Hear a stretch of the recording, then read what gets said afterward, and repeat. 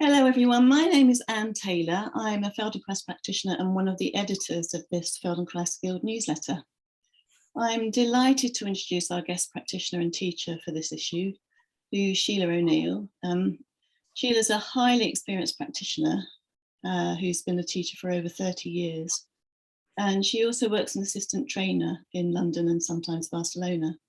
So Shelagh, thank you so much for joining us today. You're very welcome. Shelagh, I'm going to follow the usual format and ask you 3 questions and then invite you to teach a short awareness through movement lesson. I hope that's okay. Yeah, that works. Brilliant. Okay, so my first question is, what brought you to the Feldenkrais method?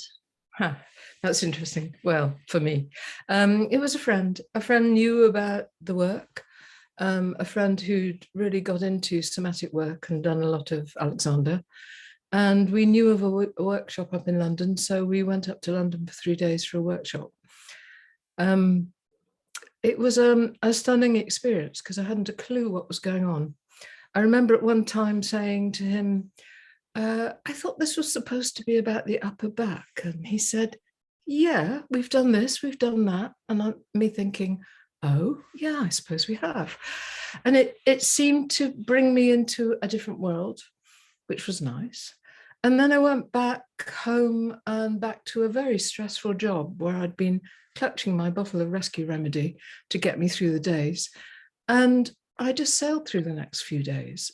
And then when that ability to deal with stress kind of faded, I suddenly thought, oh, that was a result of that.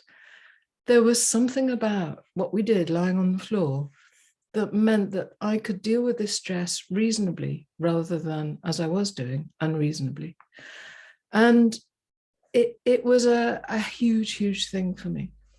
So at that time, there were very few practitioners. I did a little bit of work and then I jumped on the training that was coming up. Great, thank you. Thank you. So following on from that, what's your favourite thing about the method? Is there one thing you can, I'm sure there are lots of things that you like, but is there one favourite thing? My favourite thing at the moment is because, yeah, 30 years is a long time. It's a long time to stay interested in something.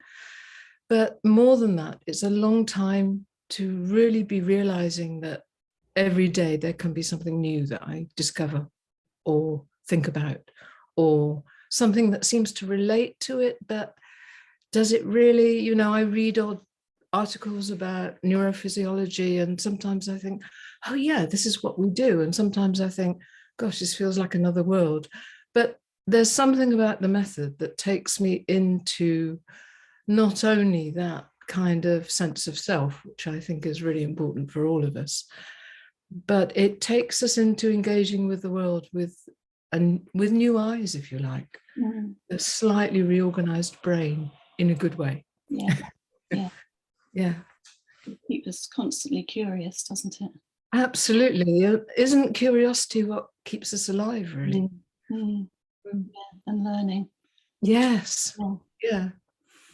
Great, thank you. So do you have a favourite, this is probably a difficult question as well, but a sort of favourite example of how Feldenkrais works or has worked and been transformational for anyone?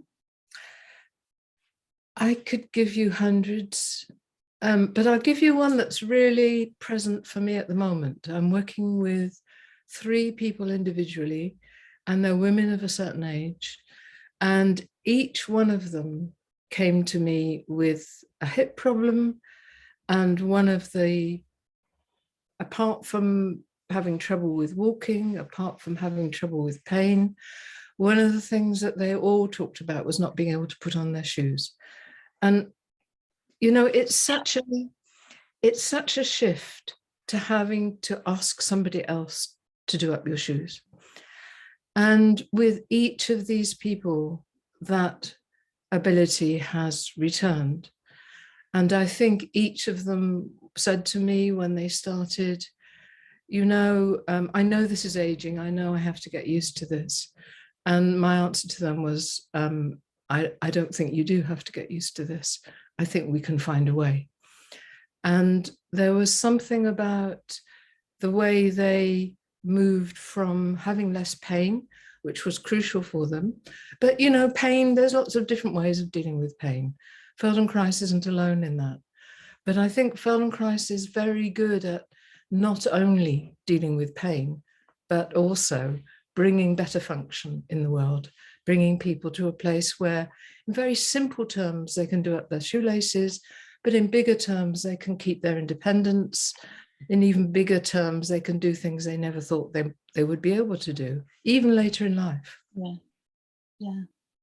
I love that idea that it's never too late to learn and change. Yeah. Yes, and I've personally explored that recently, you know, fell over really badly, damaged my hand, found it coming back, being able to work again. You know, a lot of things that we talk about in the method, but as you get older, you start to research them quite close to home. And actually, they're good. They're good things. They work. We have these abilities, these capacities to extend what we do. Yeah, yeah, great. So thank you. So can you give us an example now of perhaps some awareness movement, sort of a mini ATM perhaps that people can do? Yes, of course. I think one of the nice things about the work is that although it's called this unpronounceable thing, the Feldenkrais method, and everybody struggles with that, we do have a nice way of talking about the classes as awareness through movement. And this is, you know, we shorten that to ATM, but I think it's really a central thing that's what we're doing. And of course, it was my first love in the method. So yeah, here we go. Right. Okay, so I'm going to do this as follow your instructions. But what I'll say to people who are watching is try not to look at me. I'm not demonstrating, but just pay attention to what Sheilagh's saying. So I'm going to take off my glasses and just move the screen slightly so that Shelagh can see me. That's great. We're getting very good at working with Zoom now and how on earth we can see everybody. Yeah. So yes, remember you're thinking about yourself. The first thing we're going to do is a very simple thing in standing. I'm sorry, I forgot to warn you about this. So in standing, just look up as if you wanted to see the ceiling. And if it's possible, look back along the ceiling, but you may just look up towards the ceiling and then look down to the floor. And in this looking up and looking down, you have the possibility of really widening your world visually. And of course, in the looking up, we have that possibility of looking at the wonderful sky, that openness. Good. And then please come and sit down again. And this lesson is about looking up, but it also has a component which is about balance. So please interlace your fingers and bring your hands around one knee. So you have to lift the knee, you bring the hands around sort of the kneecap, a little bit below, and then just rock forwards and back, keeping that position. So your head comes forward, your head goes back. And in terms of moving the head, one of the things really interesting here is what we do with the eyes. Do you continually look forward, or does your gaze go down and up? And we're about variety in this method, so allow yourself to practice one of those and then the other of them. And now you know how much better it is to think about yourself rather than trying to be looking at the computer screen, because that's not going to help you. So looking up, think of seeing the ceiling at some point. Looking down, think of seeing the floor at some point. And then look forward at something, and that probably is the computer, and just continue to rock looking at that place. Good. Put your foot down, let your arms down, rest for a moment. And you probably already have a slightly changed sense of yourself. You know, scientists talk about somebody being blindfolded, and within 1 hour, parts of the brain that were addressing vision will start to address other things which help instead of vision within 1 hour. So we can change so quickly in terms of what we address with our brains. So let's do this on the other side. The old Feldenkrais thing is always that one side is different from the other, and it usually is. So just rock forward and back. Notice what you do automatically with your gaze. Is it automatic to stay looking forward, to keep your head in one position in relation to the floor and the ceiling? Or does your head move with your back? And you can hear as I say that we're not looking for the right way. We're looking to bring difference. We're looking to bring options. We're looking to play a little with the possibilities of movement. Good. Now, do a different movement with the same knee. Do a movement of bringing your head towards your knee. So the knee comes up, the head goes down. And if you find you're sitting too far back on your chair, you can always come a little bit forward. The knee comes up, the head goes down, your elbows bend. Great. And of course, this time we're really saying, move your head. Look to the knee, think of taking the nose in the direction of the knee. This is not about finding the one to meet the other, it's knowing the directions. Good. Stop and rest for a moment.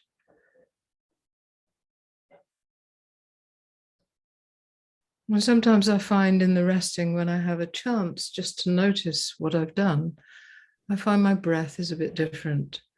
I find my feet are a little different on the floor.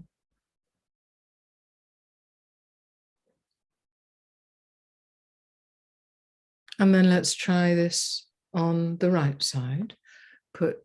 Interlace your fingers, bring your hands around your knee. Bring the head and the knee towards each other. Now, maybe you're doing this on the other side. I'm saying right because I've got one person in my class. This is a success. Good.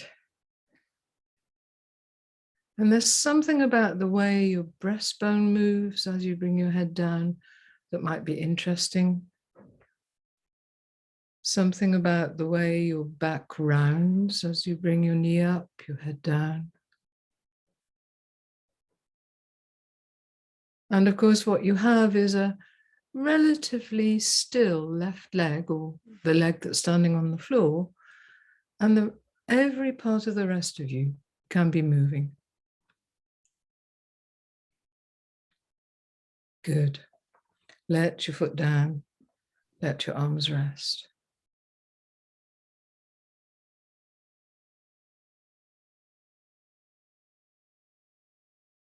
And in sitting, there's always this reference of how your weight is on your sitting bones and how your weight is of your feet on the floor.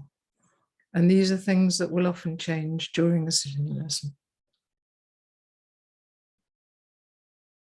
And now interlace your fingers, bring your hands behind your head. And a few times, bring your head forward with your hands and think of your right elbow going towards your right knee. So there's a turn here. And with that turn, your face begins to point around to the left. And you may find the weight on your sitting bones changes. You know, when I started work, the idea of talking about sitting bones was really tricky, but these days everybody knows that sitting bones. It's really great. And then do a few the other way with your left elbow towards your left knee, looking over to the right, noticing how the weight shifts. And of course, the weight can shift under your pelvis. It can also shift under your feet as you go. The feet won't move, but you may find you're pressing a little more with one foot. Good. And do a couple of these movements alternately. Right to right, left to left. Feel how the elbow that's not going towards the knee is going up towards the ceiling.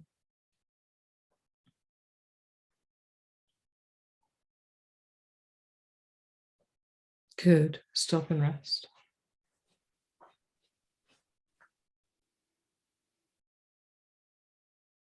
And just one more thing to do. Come forward to the front edge of your chair and let your arms hang down in between your legs. So you might want to open your legs a little bit, let your arms hang down and lean forward so that your hands come down towards the floor. And then sit back up so your hands lift again. And you're just using your arms as like strings. They're soft, they're easy. Your hands come towards the floor, your nose comes towards the floor, and then you sit again. And you may, as you come forward, even notice that one hand tends to come a little earlier down. And for anybody who struggles with taking the head forward in this way, you can do a tiny amount. You could do 2 or 3 inches of this movement, and your brain recognizes the pattern and works with the pattern.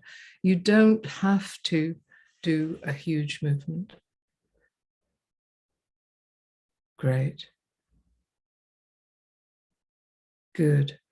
Stop and rest.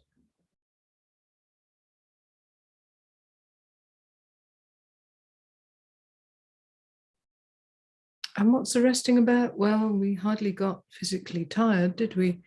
But there's a lot of effort that goes into this level of concentration and bringing awareness. And sometimes we need to pause. And sometimes within that pause, there's a kind of digestion of anything new that you've learned. Good. So now come and stand up. And look up and down. And as you look up, see if you look up and see more of the ceiling. And also notice one thing. Does your pelvis now move in a way that it wasn't moving before?